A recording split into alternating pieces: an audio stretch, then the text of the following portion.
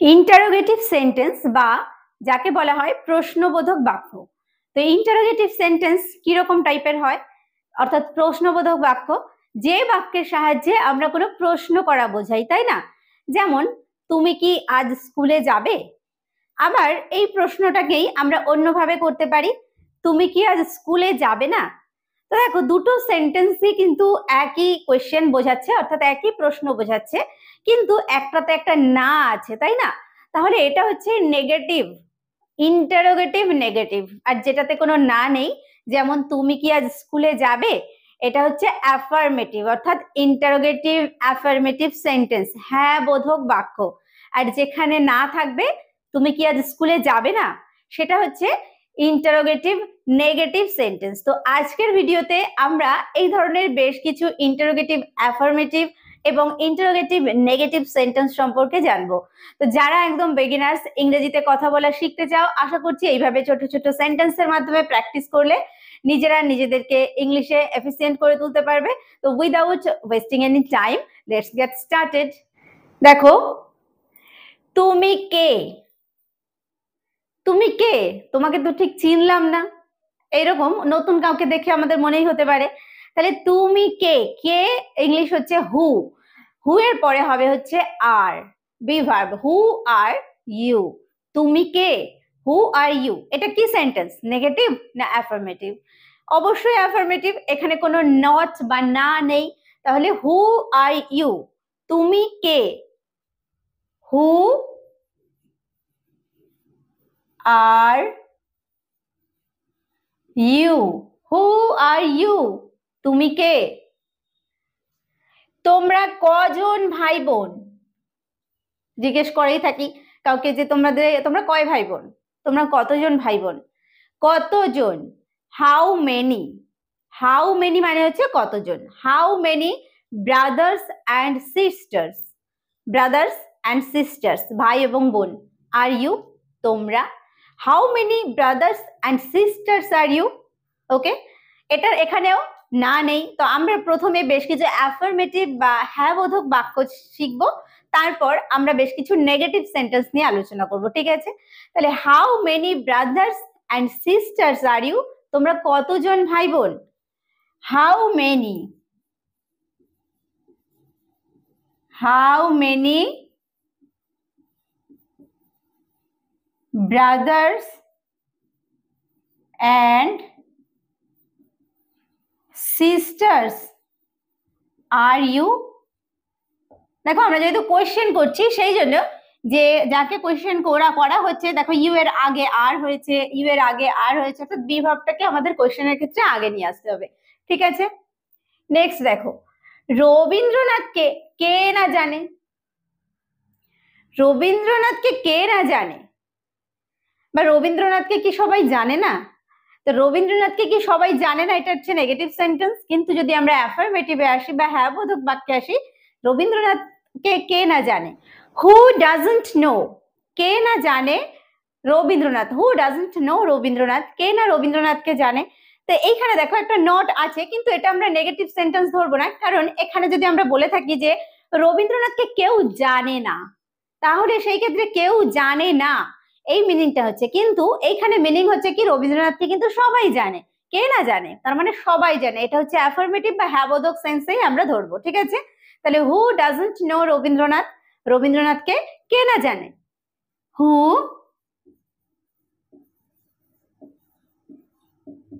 Doesn't know Rabindranath,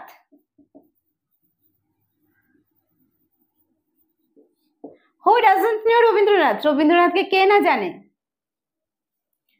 সে কি প্রতিদিন স্কুলে যায়, সে কি প্রতিদিন স্কুলে যায়, তাহলে প্রশ্ন করছি, কিন্তু এখানে আমরা সে কি প্রতিদিন স্কুলে যায় না, তো এইভাবে কিন্তু বলছি না, তাই না? তাহলে এটাও অ্যাফার্মেটিভ সেন্টেন্স। তাহলে এখানে কি বলবো, সে কি প্রতিদিন স্কুলে যায়, does he go to school, সে কি স্কুলে যায়। ডু ভার্ব, যেহেতু he third person singular number, সেজন্য আমরা এখানে ব্যবহার করব ডাজ। ওকে, তাহলে does he go to school, does he go to school, সে কি স্কুলে যায় প্রতিদিন, everyday, everyday. Does he go to school everyday? সে কি প্রতিদিন স্কুলে যায়? নেক্সট, কমলের কি কোনো বন্ধু আছে?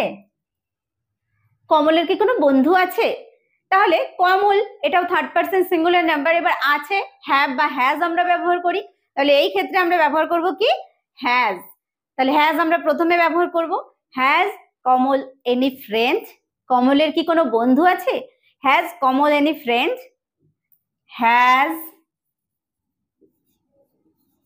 কমল এনি ফ্রেন্ড?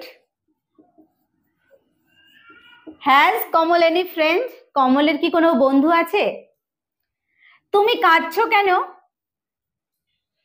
কাউকে জিজ্ঞেস করছি কাঁদতে দেখে, তুমি কাঁদছো কেন? ওয়াই মানে হচ্ছে কেন, তারপর আর ব্যবহার করবো, যেহেতু ইউ আছে তাহলে ওয়াই আর ইউ কি বলবো ক্রাইং বা উইপিং। উইপ মানেও কান্না করা, ক্রাই মানেও কান্না করা, কাঁদা। তাহলে ওয়াই আর ইউ উইপিং বা ওয়াই আর ইউ ক্রাইং? তুমি কাঁদছো কেন? Why are you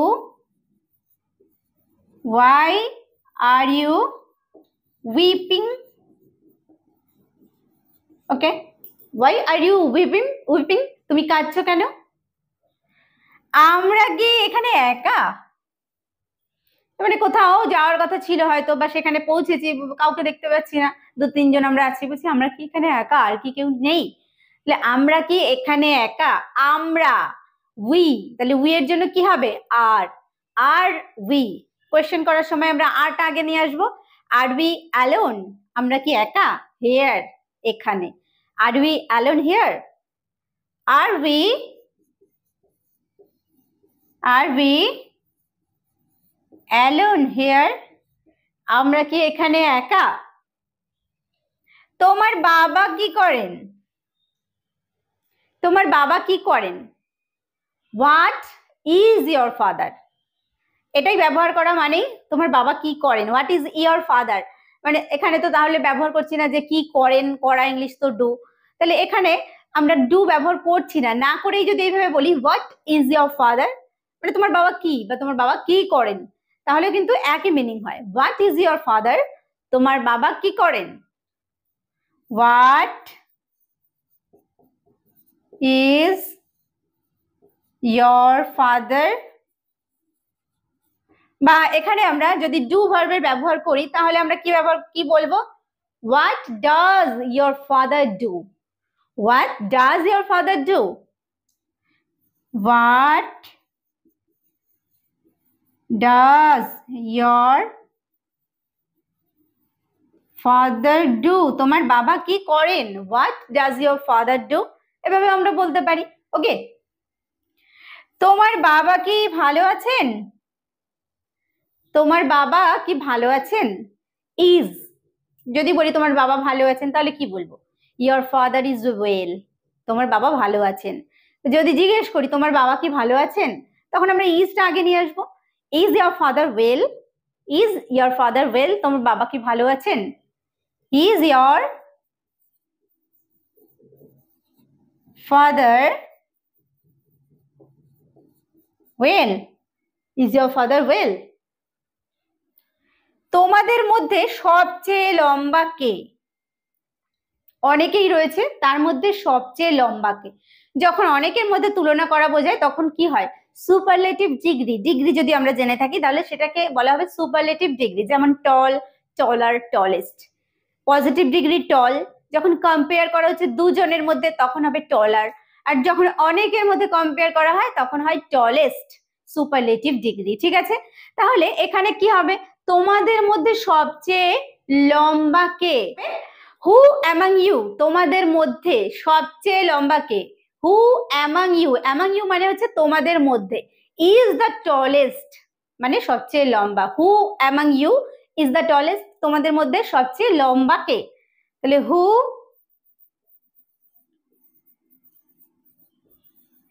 among you is the tallest?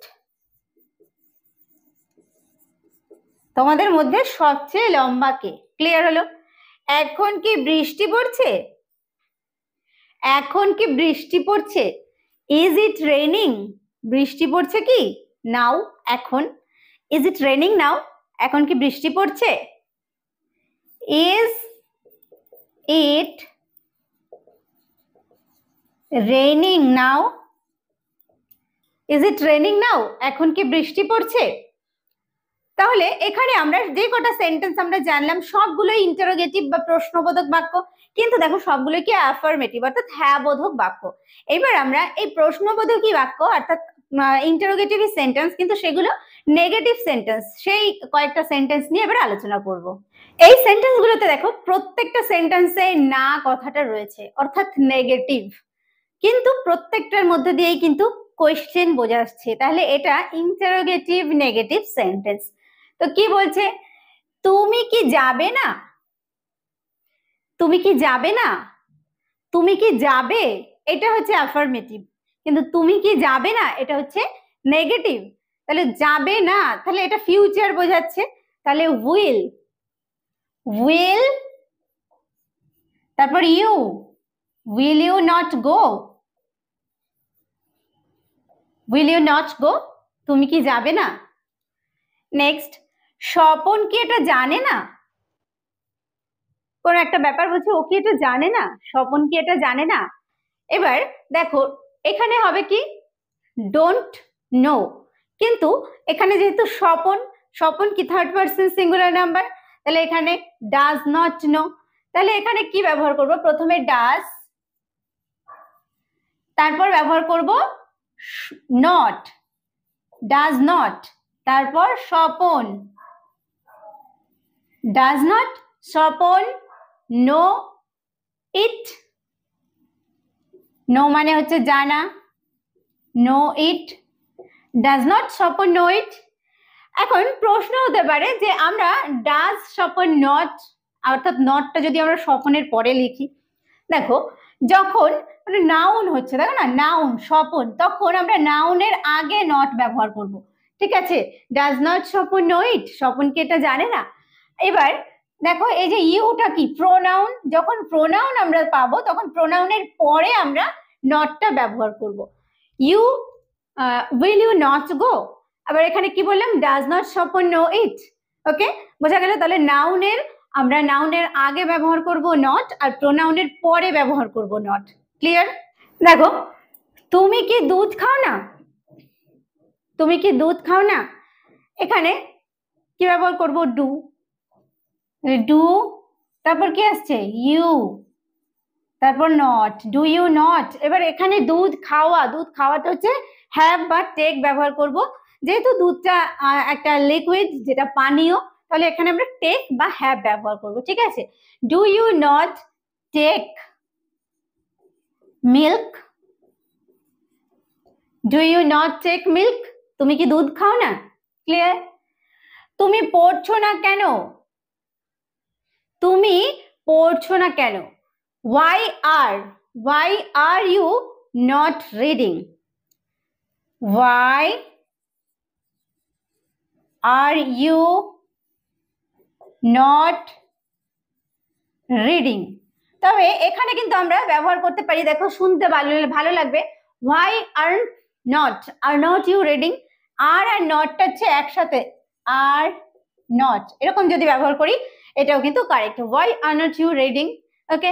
আবার why are you not reading এটাও আমরা ব্যবহার করতে পারি, ঠিক আছে। তুমি পড়ছো না কেন, রঞ্জন কি ক্রিকেট খেলতে পারে না, পারা, ক্যান, পারা অর্থে কি ব্যবহার করব ক্যান, তাহলে কান্ট রঞ্জন, কান্ট রঞ্জন বা ক্যানট রঞ্জন, ক্যানট বা can't Ranjan play cricket, play cricket, can't Ranjan play cricket, Ranjan কি ক্রিকেট খেলতে পারে না, ঠিক আছে। এখানে দেখো রঞ্জন নাউন রয়েছে, তাহলে তার আগে কিন্তু আমরা নট ব্যবহার করেছি।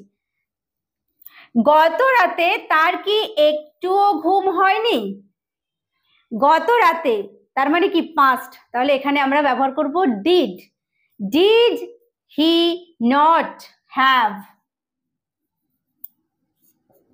ডিড হি নট হ্যাভ মানে তার কি হয়নি, কি হয়নি a wink of sleep মানে একটুও ঘুম। Did he not have a wink of sleep মানে একটুও ঘুম হয়নি last night গত রাতে। Did he not have a wink of sleep last night তার কি গত রাতে একটুও ঘুম হয়নি? তোমরা কি বিদ্যাসাগর মশাইয়ের নাম শোনোনি? তোমরা কি বিদ্যাসাগর মশাইয়ের নাম শোনোনি?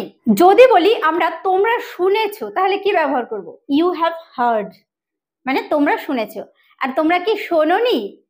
হ্যাভ ইউ নট হার্ড তোমরা কি শোনোনি? হ্যাভ ইউ নট হার্ড কার নাম? Have you not heard the name of Vidyasagar? The name of Vidyasagar.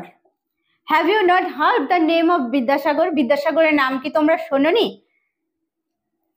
দেখো ঠিক একইভাবে এর আগে আমরা একটা সেন্টেন্স পড়েছিলাম যে আমরা সবাই কে না রবীন্দ্রনাথের নাম জানে, কিন্তু এটা যদি আমরা ইন্টারোগেটিভ নেগেটিভ করতাম আমরা কিন্তু অ্যাফার্মেটিভের একটা না পেয়েছি। কিভাবে পেয়েছি? যে কে না রবীন্দ্রনাথ ঠাকুরের নাম জানে। Who doesn't know Rabindranath? Who doesn't know কে না জানে, তার মানে এখানে সবাই জানে, এটা কিন্তু অ্যাফার্মেটিভ সেন্স। কিন্তু এইখানে কিন্তু আমরা যদি বলতাম যে সবাই কি রবীন্দ্রনাথ ঠাকুরের নাম জানে না, তখন কিন্তু এটা হচ্ছে ইন্টারোগেটিভ নেগেটিভ সেন্টেন্স হতো। ঠিক এইভাবে যে have you not heard the name of Vidyasagar তোমরা কি বিদ্যাসাগরের মশাইয়ের নাম শোনোনি, এইরকম হতো। ঠিক আছে, তাহলে এটা হচ্ছে ইন্টারোগেটিভ নেগেটিভ সেন্টেন্স। দেখো তার মা কি ভালো নেই? তার মা কি ভালো নেই? is not his mother well এখানে আমরা ব্যবহার করব is not, তাহলে এইভাবে ব্যবহার করি isn't his mother well তার মা কি ভালো নেই। যদি এখানে আমরা ব্যবহার করতাম is his mother not well তাহলেও কিন্তু কারেক্ট হতো। তো কিন্তু আমরা এখানে এরকম ভাবে ব্যবহার করব isn't his mother well, his mother এর পরেও আমরা নটটা ব্যবহার করতে পারতাম, কিন্তু এখানে আমরা কিন্তু is notটা প্রথমে এখানেই ব্যবহার করব। শুনতে দেখো অনেক ভালো লাগে। isn't his mother well তার মা কি ভালো নেই? তোমার ভাইকে কি তুমি ভালোবাসো না? তোমার ভাইকে কি তুমি ভালোবাসো না? যদি বলি তুমি তোমার ভাইকে ভালোবাসো, ইউ লাভ ইয়োর ব্রাদার, তুমি কি তোমার ভাইকে ভালোবাসো? Do you love your brother? তুমি কি তোমার ভাইকে ভালোবাসো না? Do you not love your brother? Do you not